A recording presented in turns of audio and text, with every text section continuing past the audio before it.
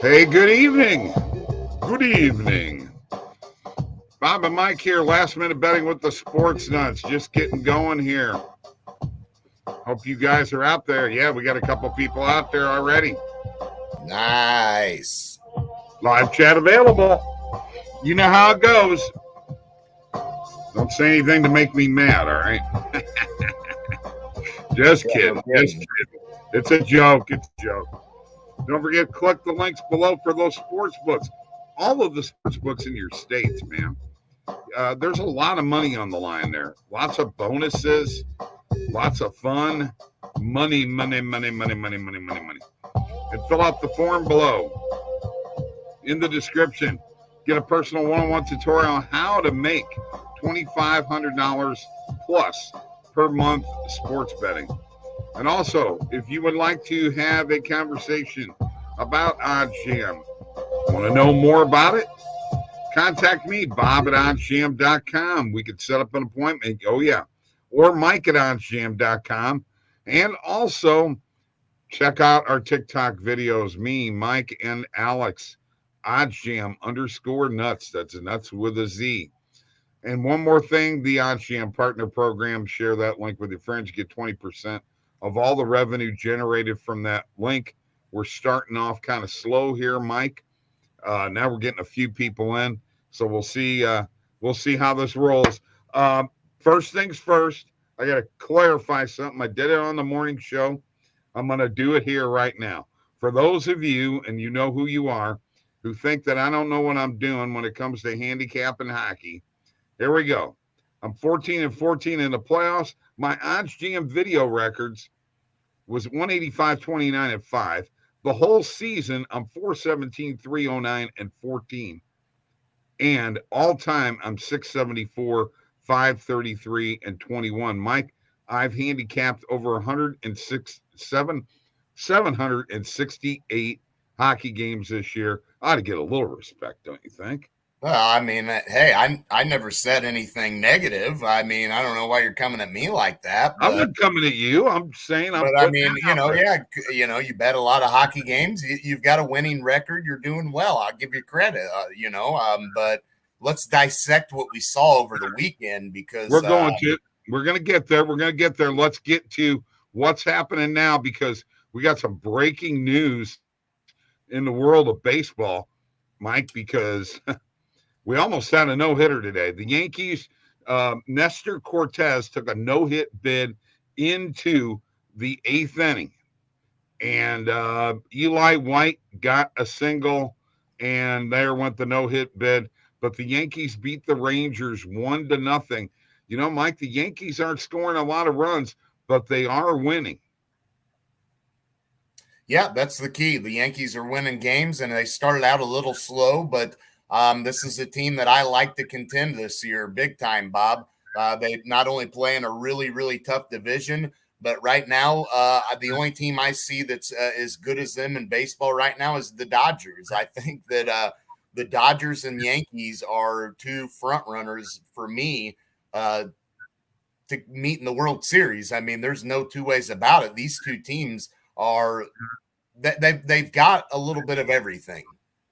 I think I mentioned this the other day. Both LA teams are winning the Western Division in both leagues, and both New York teams are winning the Eastern Division in both leagues. So yeah, but don't sleep on Houston. Don't sleep on Houston disrupting the Angels. I'm not. I agree with you 100%, man. All right, Orioles beat the Royals 6-1. Tyler Wells pitched 6 strong innings, so that catches us up with what's happening right now. And Mike, I would like to delve into the NHL playoffs. I think we're going to start off with that. We've been starting off with NBA every day. Let's start off. Let's switch it up. Let's go NHL. You got things on your mind. Let's talk about what happened yesterday in the NHL with what all of those series now tied at 2-2 from yesterday. Boston beat Carolina 5-2. My Blues won 5-2. It tied up that series. Tampa Bay whipped Toronto 7-3. That tied up that series. And the Kings shut out Edmonton 4-0. That tied up that series. They're all 2-2. Your thoughts on yesterday? Well, you had all home teams down 2-1 going into that. And ironically, all home teams that were playing yesterday were all teams that have some Stanley Cup experience on their roster. You look at the Kings, we forget that they still have guys on that roster that were a part of their Stanley Cup wins that they had. It's not as if that the LA Kings don't have Stanley Cup caliber players. So I think that they may have got a little overlooked in the midst of all that. And you see the Blues, Bruins, and Lightning all taking care of business on home ice, understanding you cannot go down 3-1, going back into your opponent's building with them a chance to close you out. You don't want to climb from a 3-1 deficit. These teams understood that. And I think that is just what playoff hockey is about. You see that year in, year out. You're going to have these lower seeds that have Stanley Cup experience or deep playoff run experience, and they're not going to go out easily. They're not going to go quietly. And you're seeing that tonight, Dallas. You're seeing what they're doing with Calgary, right? You're seeing what Washington's doing with Florida. It's a common trend. Other than all these games tend to be blowouts for the most part. I mean, these games are all 3-4 goal games for the most part, it seems. So I think that other than that, the only common thing that I see are these teams with deep playoff run experience are not going away quietly and are giving their opponent all they can handle and more. Well, Jonathan Quick stole that game for no LA. doubt. Yeah, he absolutely stole it. And that, you know what, folks? That's what happens. That's playoff hockey. That's how that works. The goaltender is the most important guy, and he can win you a Stanley Cup. I can name you several goaltenders over the years that were Conn Smythe winners. I've got to mention my Blues. I don't have any chat going on yet, but I'm sure I'll get some here soon. Mike, Craig Berube is one heck of a coach. For instance, he took Vladimir Tarasenko aside the other day and had a 10-minute meeting with him on the ice. It's where he has his meeting at, right there in front of the benches. He decided to put in Binnington and have Binnington start. He went with 7 defensemen, knowing that, you got to remember now, his top 3 defensemen were out going into the game. Then you get another defenseman, Scandella, which I think he was concerned about anyway. That's why he played 7 defensemen. So now here you are with 7 defensemen. You know what the Blues record is with 7 defensemen in the lineup? 9-4-3. Craig Berube's one hell of a coach. No doubt about it. I think that was the right move to go with Binnington. There's Joey. I think that was the right move. I think Husso was a little flustered. I don't think that was all his fault that they were in the situation they were in. But it's easy to turn to Jordan Binnington on home ice, a team that he has had a lot of success against, Bob. Jordan Binnington has a lot of success against his Minnesota Wild team. And why would you not go with that matchup right now whenever you know that he is due to step up and wants to prove himself from these past playoff failures? And I think he deserved the chance. And, again, not Husso's fault. But there's no doubt there were some of those pucks that you wish he would have saved yesterday in that Minnesota game. Minnesota made that a 3-2 game, but Binnington did not allow it to get tied, and he made the saves when he needed to, including the one thing Minnesota has killed the Blues on is odd man rushes and putting the puck in the net. The one opportunity they had, Binnington made the save. Big thing about Binnington was his handling of the puck. He did an excellent job, and that helps your defense out quite a bit. Kang Lee wants to know, why are the Sixers underdogs? Mike, very quickly, can you explain why they would be underdogs, considering that is Miami they're a number 1 seed, right? Yes, they are, Bob. Okay.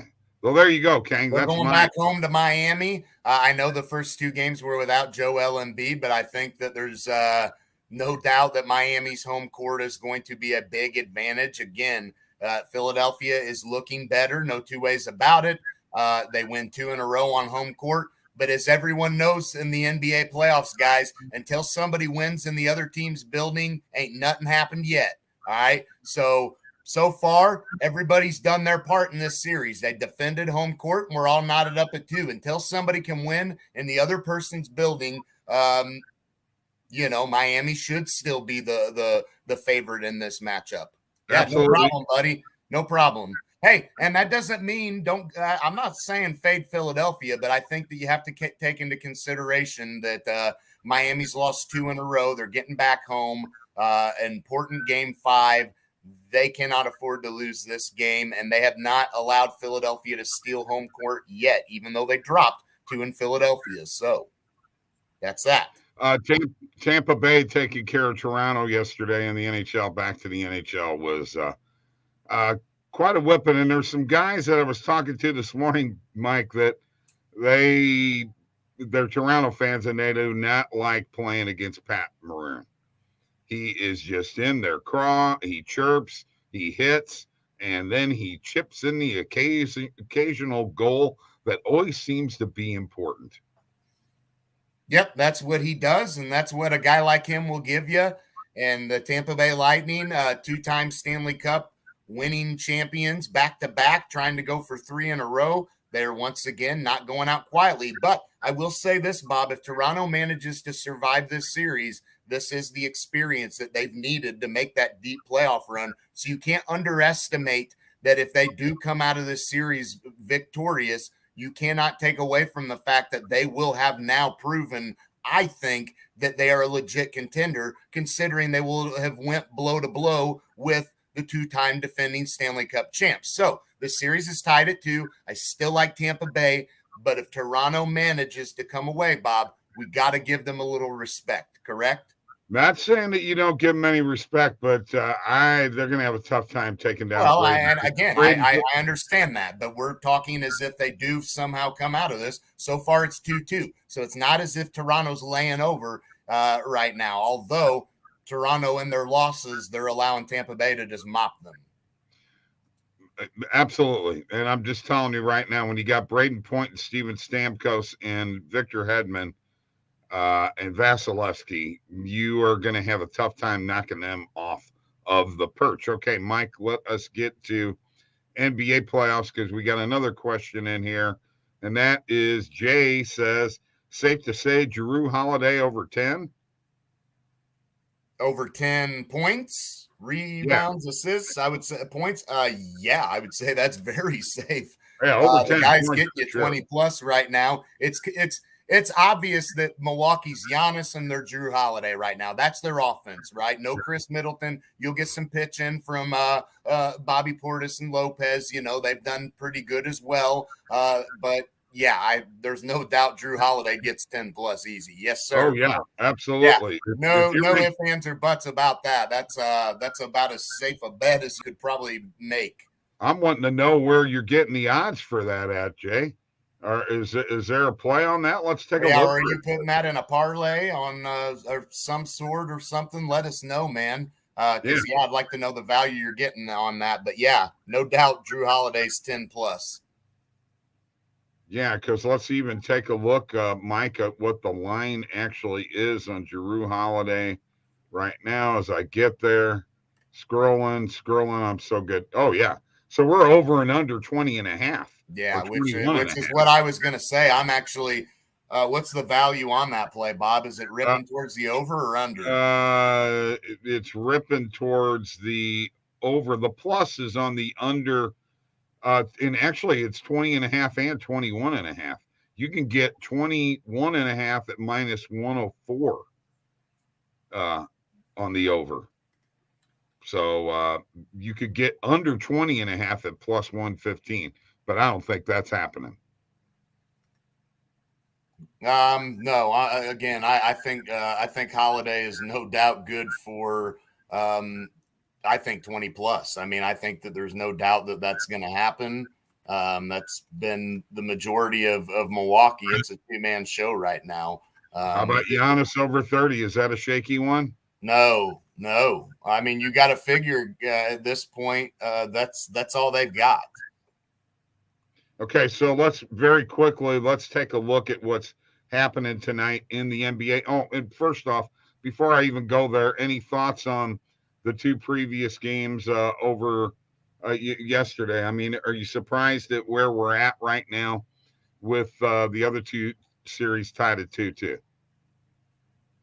Not necessarily. I think Philadelphia did exactly what I don't want to say I expected them to do, because this series, even though it was 2-0, I just had this gut feeling that, I like Miami a lot. I'm only touting them because I picked them coming into the season to be a team that would make the NBA Finals. So I've got to put that to the side, and I've got to say that this series is a little worrisome for me right now.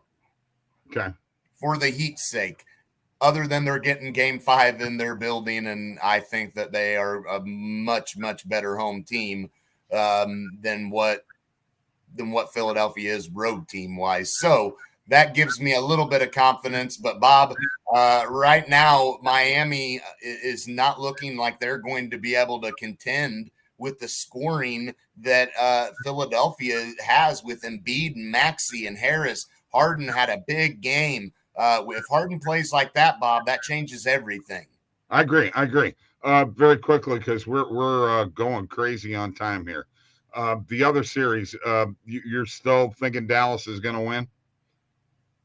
I like what Dallas came back and did. Not only did they win those 2 games, but they looked like a more complete team than what they did in the first 2 games. They have Brunson stepped up. Finney Smith has stepped up. You've got to give them credit when credit is due. And right now, I still like them going forward. Line right now was -1 earlier. Should have picked it up then. Bucks -1.5. It's normal juice, -110. Celtics +1.5. You can get it for -105. So no big plays there. What are you feeling? Bucks or Celtics? Yeah, I mean, Celtics. No two ways about it. I'm taking the Celtics. I'm taking wherever the values. If there's value on the money line, I'm taking that. The spread you said was what? 1.5. -1.5 for Boston. +1.5 for Boston. Oh, you're kidding. Milwaukee's favored. They're at home. Yeah, I know, but I'm taking that all day because Boston's winning this game. I mean, they need it. Look, Milwaukee had a almost collapse in that last game, and if it's not for the common foul called on Marcus Smart and he's shooting free throws, we may have a different game. Boston absolutely destroyed them in the second half and came back. I like Boston to implement what they were in the last game. And look, Boston is holding Milwaukee to a really low shooting percentage from the Take them on the money line then. They're plus 106 on the money line at FanDuel. Yeah. If that's what you think. Look, Milwaukee's only shooting 27.9% from 3. The Bucks have not shot the 3 well. Boston's defense has proven to be implemented. They're rebounding the ball very well, securing about 30% of the missed shots. So on offensive rebounds, so you like that. So I like Boston all the way. Well, we can get into some good stuff here with Golden State and Memphis because the line is 9.5, or 10. 9 can only get you can actually get normal juice -110. On points bet, you -9.5, you can get -105, and even -10 will get you -110 on DraftKings. Mike, Golden State put a whipping on Memphis. I think they win this game. Well, there's going to likely be no Morant. All indications are he's not going to play. So you look at Golden State and being at home. Obviously, the Grizzlies get Dylan Brooks back, so I think you can definitely play him on some player props if you're looking for to bet this game. But look, Bob, the Warriors are just a different animal than what Memphis is going to be used to playing without Morant. I know that they're 20-5 straight up without Morant in the regular season, and 18-6-1 against the spread without him. But This is a Golden State team that just has way too much depth right now, Bob. And if Golden State doesn't turn the ball over as much as they are, they had 17 turnovers in game 3. They're averaging almost 18 per game in this series. If Golden State can quit turning the ball over as much, you saw how bad they beat Memphis last game. Just imagine. Right. Okay. And hold on. One more point. Golden State has dominated third quarters in the playoffs. If you're looking to make a bet tonight, bet Golden State in the third quarter. All right, here we go. Positive VV and bet tracker. Mike, are you sharing? Yeah, I will share, Bobby. Let's do this because we're 20 minutes into this and we gotta roll, baby. Let's see what you got. Let me add this to the stream. You are added right now and everybody can see it. Awesome. So let's do this, Bob. Let me show my player props for tonight. I've got Jason Tatum. I'm taking him under 28.5 points tonight. I got it at minus 110 on FanDuel. Looks like I didn't beat the closing line there, though. So plus 107 right now. Got good value on that. Curry, over 27.5 points, minus 105. Got that on BetMGM. Dylan Brooks, you heard me mention him having a big night. I think without Morant, that's in play. Over 24.5 PRA, points, rebounds, and assists, plus 100 on Caesars. Then I'm going to take Marcus Smart over 13.5 points, plus 108 on FanDuel. Looks like closing line value plus 115 right now. So not beating the closing line value, but nonetheless a good play. And then I'm going to Giannis again. Over 31.5, minus 104 on FanDuel. Looks like there's better out value on that right now. But I expect him to have another big game because essentially it's Giannis and it's Holiday for Milwaukee right now. So with that being said, let's go to the positive EV page and let's see if there's one we can place right now real quick, Bob, that we like. Okay. Sound good? That sounds good to me. Jason Tatum. We already got a player prop on Marcus Smart. I hate the double dip. What about Jason Tatum? There was one on points. No, we're looking at Grayson Allen right now. I expect him to step up. Yeah, let's see what we got on value on this over 9.5 points tonight for Grayson Allen.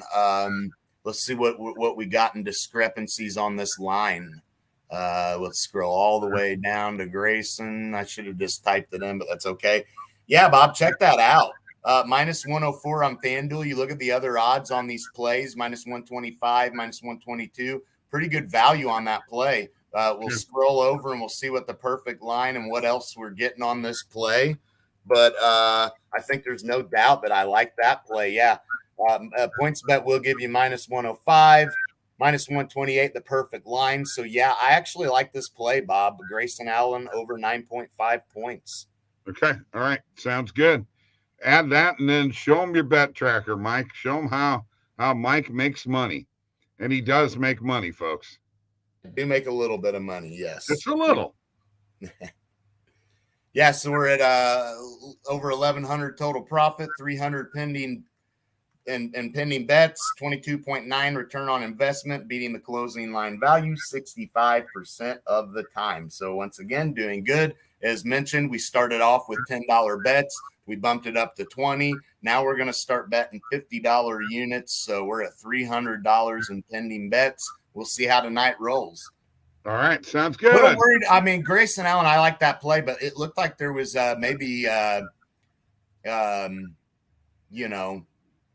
it looked like there may have been better value on that under, but I still like the over.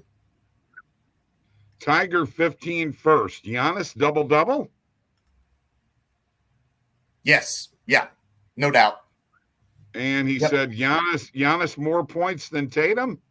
I'm leaning towards that way, yes. I put Tatum under 28.5. I think that the reason why I say that is because I think Boston is at their best when their offense is spread out more, meaning Tatum is facilitating, Brown's facilitating. They're getting everyone going. Marcus Smart's getting involved. Boston is their toughest and they're at their best when Tatum is facilitating and attacking. I think that Tatum can have under 28.5 points tonight, and they still can win because they get the balanced scoring. Okay. All right. So let's go on to the NHL and what's going on tonight. Florida and Washington are playing. Dallas and Calgary are playing. Pittsburgh and the Rangers. Rangers, oh boy, that was a bad game the other day. And the Capitals and the Panthers have never proved anything. Mike, here's what I got. These are my hockey picks for the night. I've got the Capitals plus 1.5. I got the Penguins and the Rangers over 6. I've got the Flames -1, and I have the Avalanche -1.5. One guy said earlier today, Nashville plus 1.5. I think that the Avalanche sweep the Preds tonight. What do you think? Yeah, they get rid of the Predators, and I think they beat them fairly easy, a couple goals at least. And then also, I love the Capitals tonight. I look for them to take a stranglehold on this series. That would be awesome. Florida has not proven enough to me, and I think that Washington is very, very hungry, and I love this matchup for them. And then the Rangers-Penguins, I expect the Rangers to bounce back. I really do. But yeah. I cannot think that they won't bounce back and at least and go down 3-1. And then, of course, the Stars, Bob. How do you not like Dallas? How do I not like Dallas? Because Calgary should be the better team. I'm taking a -1. All right, here we go. Let's check out what we got here. We've got a same game parlay tonight on the Grizz and the Warriors game. Here it is, folks. 3 picks. Steph Curry over 27.5 points. Dylan Brooks, points, rebounds, and assists, 25 plus or over 25. And Jordan Poole over 20.5 points, plus 550. That is our same game parlay, which we've been trying to do one of those every single episode. So now, Mike, it's time for the locks, and you're up first. And I'm not catching you. You're whipping my butt on the locks. I'm 22-19. Yeah, I'm 30-19, Bob. Okay, you got me by 8 units, 6 units, somewhere around there. You're not kicking my butt terribly. What do you got for me tonight? I got to go Boston tonight on the money line. I mean, if you want to double dip in that plus 1.5 on the spread's nice too, right? But ultimately, my favorite play will be Boston on the money line. I don't think they go down 3-1. I think that Giannis and Holiday will put up numbers, but I think that there won't be enough for them to withstand what I believe is going to be a better start to this game from Boston, like they ended the last game, where really they took all the momentum, and really Milwaukee escaped that game, survived that game. So I expect Boston to be furious that they didn't get the job done and come out strong. Go buy some knobs, would you? My lock of the night is Calgary -1. I do not believe that the Flames are going down 3-1 in this series. Okay, folks. That is going to do it for last-minute betting for tonight. Thank you all. Appreciate the comments. It was a lot of fun. Let's make sure, don't forget, click those links below. The sports books, man, they got bonuses out there. If you're not taking advantage of them, got to take advantage of that stuff. If not, get on the phone with us. We'll make sure you do take advantage. Fill out the form below if you want to make $2,500 plus per month sports betting. And if you want to get on the phone with us and talk some sports betting and learn, if you're a beginner, Bob at OddsJam.com, Mike at OddsJam.com. Don't forget TikTok, OddsJam_Nutz. We appreciate it. Hey, the Promise one says thank you. Thank you. You guys take care. See you tomorrow night.